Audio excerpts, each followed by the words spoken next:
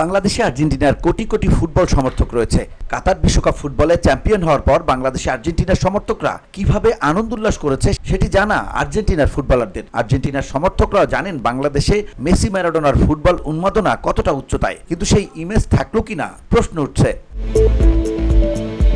Latin Bangla football টুর্নামেন্টে আর্জেন্টিনার Atletico চার্লন দল এবং বাংলাদেশের রেড গ্রিন ফিউচার স্টারের খেলায় রেফারি বিটুরাজ বড়ুয়া ক্লিন অফসাইডের গোল দিয়ে দিয়েছে। বাংলাদেশের মাসুদ রানার গোলটি পুরো অফসাইডের গোল।